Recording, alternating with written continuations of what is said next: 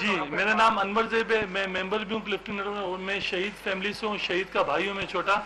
اور آج ہمارے یہاں جمع ہونے کا جو مقصد ہے وہ مقصد ہمارا یہ کہ ہم نے انشاءاللہ شہدائے پاکستان کے جتنے بھی ہمارے، چاہے وہ آرمی کے ہیں، نیوی کے ہیں، ایئر فورس کے، جتنے بھی ہمارے شہداء ہیں، الحمدللہ ہم نے ایک شہداء فورم بنایا پورے پاکستان کے لیے.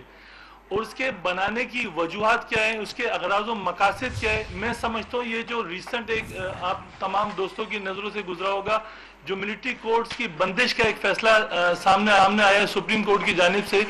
ہم یہ سمجھتے ہیں یہ ملٹری کورٹس کی جو بندش ہے یہ بلوائیوں انتشاریوں کی سہولت کا باعث بن سکتا ہے. خدا نخواستہ 1952 سے جب سے پاکستان ہمارا بنا تو سیکشن 2(1)(d) جو تھی، جس کی وجہ سے ملٹری کورٹس جو تھی ان کو سہولت تھی، آسانیاں تھی،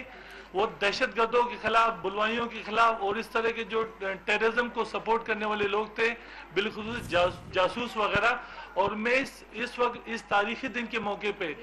جو ہمارے یہاں پہ آج شہداء فورم کے جمع ہونے کا جو مقصد ہے، جو کلبھوشن یادو کا آپ کو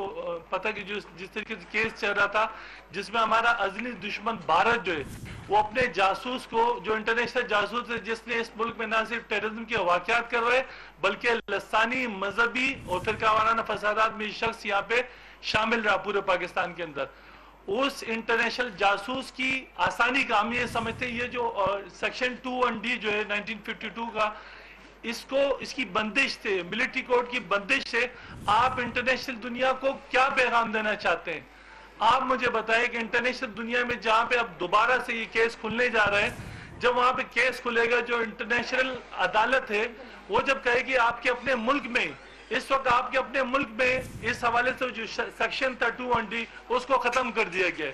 تو یہ جتنی بھی ہمارے پورے پاکستان میں، جس میں کچھ یہ ہماری بہن گلگت بلتستان سے، یہ ہمارے دوست کوئی پنڈی سے، کوئی اسلام آباد سے، کوئی کراچی سے، کوئی میرپور خاص سے، کوئی ٹھٹا سے، آج پورے پاکستان کی جو تاریخی دن کے اوپر تمام ملکی جو شہداء ہیں انہوں نے مل کے ایک فیصلہ کیا ہے، انہوں نے ایک پلیٹ فارم ترتیب دیا ہے. اور انشاءاللہ منڈے کے دن جا رہے سپریم کورٹ کے اندر ہم پٹیشن دائر کرنے جا رہے ہیں. اس سیکشن کے خلاف نہ ہم کھڑے ہوں گے بلکہ ہم اپنی عوام سے بھی یہ مطالبہ کرتے ہیں کہ وہ ہمارا ساتھ دے، اپنے شہداء کا ساتھ دیں.